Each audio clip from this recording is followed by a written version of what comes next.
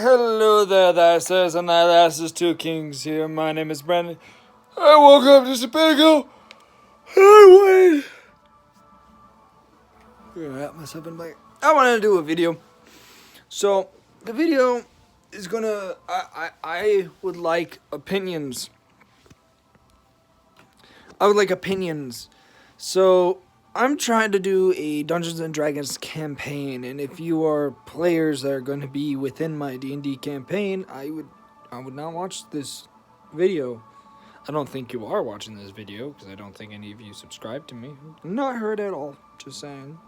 But anyways, so I have a Dungeons and Dragons campaign, and I was going to basically lay it down in front of everybody, and basically, if you guys could give me feedback of what you like, what you hate, or what would you add or take away. So the story is going to be 6 chapters. Each chapter practically is going to be a mini campaign. It's going to be like a campaign level event, but I'm not doing like it's super long. Like they're going to be really. It's going to be an action-packed game, so it's going to be left and right combat. But so long story short, they're in a country called Fijo, and in the country of Fijo, there is a king named King Arcel. King Arcel has a task, and this task has been passed down from king to king to king to king to king throughout the years to defend 5 magical items that sit in the king's vault. Someone has stolen these 5 items, so he tasks his sorceress Norris to go out and find adventurers that are willing to go find these items. Well, no one wants to take the quest because these items are supposedly like catastrophic, like they cannot go into society, like they need to return to the vault and they don't want to risk their lives. So Norris basically looks into her great grandfather's studies. Her great grandfather is Mikonomi Blue, who is the brother of my very first D&D character, Suko Blue. See, Suko died, and his brother tried to learn magic to get revenge. And he accidentally, while using magic, he accidentally kind of jumped from one dimension to another. And he has no idea of how to get back. But he spent his entire life learning about multiversal magic to return home. And he ends up dying here in the country of Fijo of old age, but he left his studies behind, which Norris finds, and she tries performing multiversal magic. This multiversal magic then calls upon the players. The players have been given the right to choose any character that they've ever used before in this campaign, and due to multiversal time bullshit, their characters are going to be at a pinnacle point that they in their campaign. So every single character has died, or they haven't even reached their present point where their character would have been alive in the journey. But then again, every single universe is not following the same timeline or time events. So what would be 1 minute here could be 20 years in another universe. So she calls upon the players to come to King Arcel. King Arcel gives them the task to find the 5 items. He actually knows the whereabouts of only one of them. The first item is called the Mad Crown. You see, someone destroyed the former King Colfie's so I don't remember everybody's name. Like, once you start getting into chapter 2 and above, like, I don't have the names. I have everything written down, though. So, yeah, his name is King Colfie. And King Colfie, his backstory is pretty much he was cursed with madness. So he ended up killing everyone, including his son, which his wife then tried to intervene. So he sentenced his wife to execution. She cast a spell on him to temporarily get rid of his madness, which his final order to his men was to execute him. So he ended up dying, but before he died, the curse or her spell uplifted, and he went back into madness. So now the mad crown has been placed on the head of the former king, resurrecting him, and he is now resurrecting his army to do an attack on the capital, which is the capital. The capital's name is Yevon. So yeah, that's going to be the first part of the campaign. Pretty much what they're going to have to do is they're going to have to find a way to permanently destroy the soul of King Kulfi, because he is a skeleton king by title, but they're not going to be able to just straight up kill him. They're going to have to find a magical item that will help them kill him and rid his soul from the existence of the world. But this item's going to come at a super cost, which I haven't thought of yet. So there you go. One thing's open. Next in the story is the Stolen King. So pretty much what happens is when you defeat King Kulfi, the king is missing, and next thing you know, you're getting hit. The advisor steps up and says that there's attacks on the border where another nation, the nation of Daimo, tries basically attacking. I haven't put much thought into this one at all. I just know what I want done. But the leader of Daimo, who also doesn't have a name yet, he has a necklace that empowers him and his army. So if you've watched that one time I got reincarnated as a slime, that anime, there is an ability in that anime that one of the characters, he has this power that just allows him just his presence pretty much boosts his army in a way. So I was like, that's a cool idea. So I gave it to the leader of the nation of Daimo. So pretty much they have to kill the leader, or else the army is just going to keep getting stronger and stronger and stronger. And he actually has the second item, which is a necklace that has the ability to trap people. So the king is actually inside the necklace. Now, next is Chapter 3. Chapter 3 is titled The New God of Speed.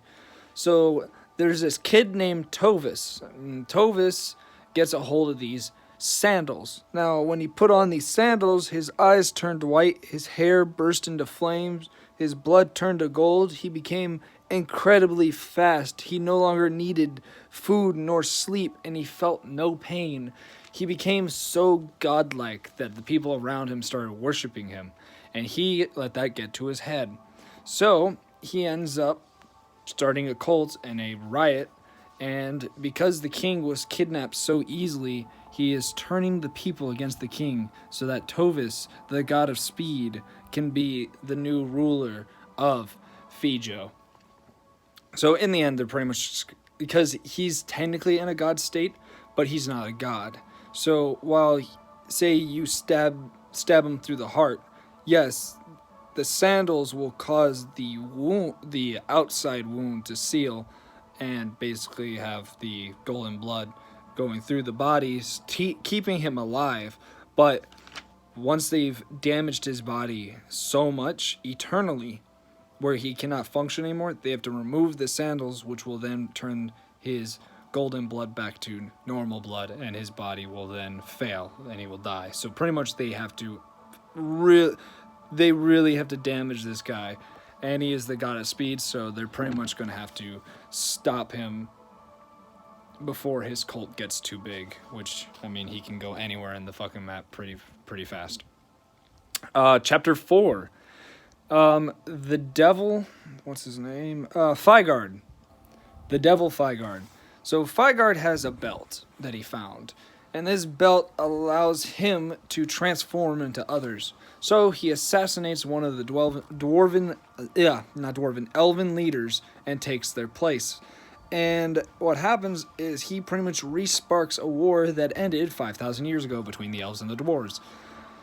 And you, as a player, pretty much have to stop the war. The war is pretty much started, so you have to bring an end to the second war. So, yeah.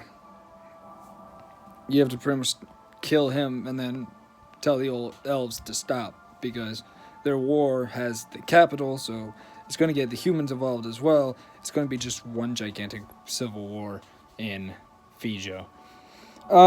Then we go to Chapter 5. Chapter 5, there is a elder shrine. This shrine is said that long ago there were a bunch of elder dragons. One elder dragon named Beelzevich, he turned evil and started to do evil things. So the other elder dragons cursed him with humanity and made him man. He no longer had any of his powers, his strength. He lost his dragon form. But he still lived the lifespan of a dragon. And then he got sealed away within a shrine. Something happens to the shrine where he breaks free, and he finds these gloves. These gloves imbue him with the power to use his green fire and purple lightning, and gives him the strength he had as a dragon. And pretty much the players just have to kill him before he rids Fijo of all life, and then accumulates all their souls to free him from the curse of humanity. And then finally, Chapter 6. I don't want to do that. Never mind. Yeah, Chapter 6. Chapter 6, once the players have retrieved the 5 items and have given them back to King Arcel then holds a banquet. A big feast and event in honor of the adventurers that have brought back the 5 items. So he tells the party to come at a specific date. As time passes, the players will return back to the king's castle. And King Arcel will be standing in front of the throne, and he tells the players that he needs to tell them a story. Now, King Arcel is currently wearing a crown of madness, a belt, some sandals, some gloves, and a necklace. And his story starts. At the very beginning, there were the first beings of immeasurable power. And these beings watched the multiverse. And they found out there was one multiversal law. And that law was war. And they wanted to understand war, so they created a single individual and tasked him with watching war. So he goes and he watches, and he watches, and he watches, and he watches, and then he thinks, what better way to learn of war than to participate in it? So he begins to participate in war until finally he gets really good at it. In fact, he becomes an expert at it. And he continues to participate, and he continues his rampage throughout the multiverse, learning of war. And because the universal time is different, so the Watchers, they may be looking at the multiverse, but some multiverses travel faster than the Watchers are watching. So the Watchers only felt 10 minutes pass, while their Watcher of War was causing wars amongst the multiverse for millions of years. And you see, the Watcher of War decided that he needed one last task, one last challenge before he returns to the Watchers and explains to them what he learned. So he arrives in front of a man named Suko Blue. They challenge him, and he ends up killing Suko Blue. And when he does this, he feels confident enough with his report. So he returns to the first, and they asked what he learned, and he gave a demonstration by severing the head of one of the first. He basically told them that it's conquered or be conquered, and that is the way of war. So the Watcher of War tried to take out the first and pretty much, I guess, be the next. Not the first, I'm not going to say the second, but I guess the ultimate Watcher. But no matter how much knowledge he has, the first are... they're beings of mass power. He only killed one of them because he surprised the fuck out of them.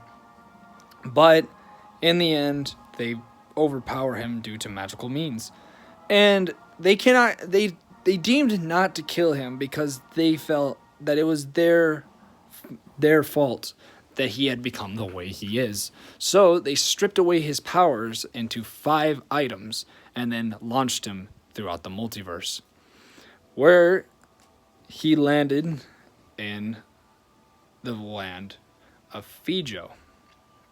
And as the king's explaining this, he takes his former crown and he breaks it into so many pieces equal to the number of players, and he throws each one of them a piece. As he's doing this, the mad crown becomes a helmet, the gloves become gauntlets, the necklace becomes a chest plate, the belt becomes, I don't know what armored pants is called, and then the sandals becomes boots.